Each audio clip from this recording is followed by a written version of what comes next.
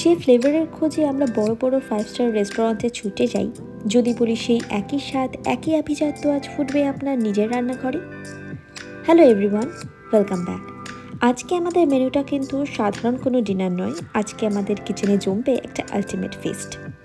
টেবিলে যখন একসাথে থাকে ফ্রেশ চিংড়ি, ঝিনুক, ইমিটেশন ক্র্যাব আর তার সাথে সুইট কর্ন, জুসি সসেজ আর ডিম, তখন ম্যাজিক তো হতেই হবে।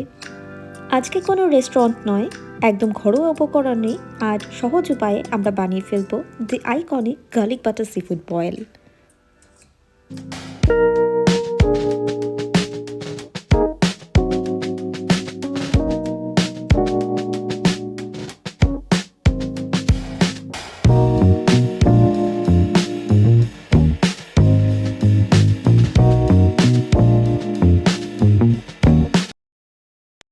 কাটিং বোর্ডে সব ইনগ্রিডিয়েন্টস ভালো করে সাজিয়ে নিয়েছি। আর এই দেখুন, আজ পেয়েছি এত বিশাল সাইজের স্কুইড। এগুলো অলরেডি ভালো করে কাটা অবস্থায় আমি পেয়েছি। সি ফুড বয়েলের আসল মজা কিন্তু এর পারফেক্ট টাইমিংয়ে। একটা বড় পাত্রে জল গরম করে প্রথমেই আমি দিয়ে দিয়েছি সামান্য নুন, গোলমরিচ গুঁড়ো আর একটা সিক্রেট টাচ লেবুর রস। আনফর্চুনেটলি ক্যামেরাতে আমি দেখাতে সেটা ভুলে গেছি। জলটা ফুটে উঠলে প্রথমেই আমি দিয়ে দেব আলু আর কর্ন। এগুলো সেদ্ধ হতে একটু সময় নেয়, তাই মিনিট 5 আগে দেব।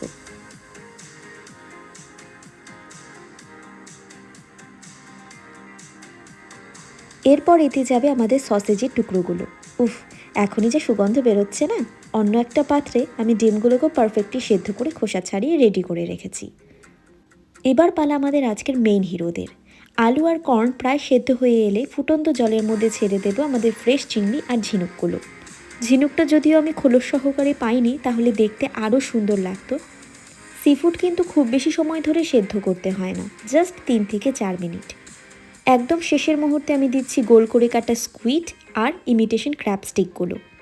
ব্যাস, এবার 5 মিনিট বাদে সব কিছু জল থেকে ছেঁকে একটা বড় বোলে তুলে নেওয়ার পালা।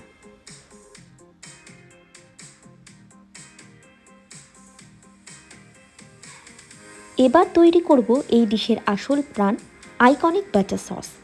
তাই প্যানে দিয়ে দিচ্ছি generous amount of butter. Butter কিন্তু মাস্ট, তেল দেবেন না। আর বাটারটা মেল্ট হতেই দিয়ে দেবো গ্রেট করা রসুন। তারপরে দিয়ে দেবো রাফলি চপড পেঁয়াজ আর অ্যাড করব সি ফুডের এই মশলা। আপনাদের কাছে না থাকলে অনায়াসে আপনারা লঙ্কা গুঁড়ো বা প্যাপরিকা, সামান্য অরিগানো আর গোলমরিচ দিয়ে বানিয়ে নিতে পারেন। তারপরে ভীষণ স্পাইসি করার জন্য দিচ্ছি বুলডাকের 2x স্পাইসি সস। এটা অবশ্যই আমি রেকমেন্ড করব না, আপনারা নর্মাল ঝাল দেবেন যদি ঝাল খেতে না পারেন তাহলেই। সিফুড সেদ্ধ করার সময় যে ব্রথ হয়েছে সেই ব্রথটাই আমি অ্যাড করে দিলাম। ব্যাস, আমাদের চট জলদি বাটার সস রেডি। এবার সেই মোমেন্ট যার জন্য আমরা অপেক্ষা করছিলাম। আমাদের সেদ্ধ করে রাখা সিফুড, কর্ন, আলু আর ডিমের ওপরে ঢেলে দিচ্ছি এই গরমা গরম স্পাইসি বাটার সস। এবার আলতো হাতে সব কিছুকে একসাথে টস করে মিশিয়ে নিতে হবে, যাতে প্রতিটা উপকরণের ভেতরে মশলা আর বাটারের ফ্লেভারটা একদম ভালো করে ঢুকে যায়। জাস্ট লুক অ্যাট দিস, কতটা কালারফুল লাগছে দেখতে। আপনারা এত কিছু দেখার পরে ভাবতেই পারেন যে বাপু এত ইনগ্রিডিয়েন্টস আমি পাবো কোথায়। নো ওয়ারিস, সিফুড বয়েল একটা সত্যিই দারুণ ডিশ। কিন্তু আপনাদের যদি বাড়িতে বানিয়ে খেতে ইচ্ছা করে, আপনারা ইজিলি শ্রিম্প বয়েল খেতে পারেন। প্রসেস সেম থাকবে, কিন্তু এত কিছুর বদলে শুধু বড় বড় গলদা চিংড়ি, ডিম, আলু আর কর্ন দিয়ে বানিয়ে নিতে পারেন।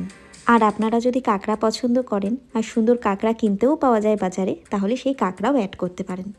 বেসিক্যালি এটা ওই চিংড়ি বা কাঁকড়ার পাতলা ঝাল বলা যেতে পারে, কিন্তু বিদেশি ওয়েতে। Presenting you the iconic butter garlic seafood boil. বাহ, সুন্দর হয়েছে বাবা দেখতে। আজকে সন্ধ্যেবেলাতে বৃষ্টি বৃষ্টি হচ্ছিল, তবে আমি অনেকক্ষণ ধরেই ভাবছিলাম যে এরকম যদি একটু রাত্রিবেলা একটু সি ফুড বয়েল পাওয়া যেত খুবই ভালো হতো। তা আমি তো এখন একটু রোদ বেরিয়েছে, এখন প্রায় কটা বাজে, এখন বাজে হচ্ছে 9:24, 9:24, 9:30 ধরুন। তো এখন ওয়েদারটা এখন ভালো হয়েছে। তো এই ওয়েদারের ভালো হওয়ার সাথে সাথে আমার মনটাও দেখি ভালো হয়ে গেল এত সুন্দর সি ফুড বয়েল দেখে। তো আশা করি এটা খেতেও খুব স্বাদেরই হবে। আমার আজকের এই রেসিপিটি আপনাদের কেমন লাগলো সেটা কমেন্ট করে জানাতে ভুলবেন না কিন্তু। আর আমার মতন বিদেশি খাবার ভাগলেও বাচ্চারা সিফুড বয়েল খেতে চাইলে অবশ্যই মায়ের সাথে শেয়ার করে দাও। আর আমার এই ছোট্ট চ্যানেলটিকে সাবস্ক্রাইব করতে ভুলো না যেন। আজকের মতন বাই বাই।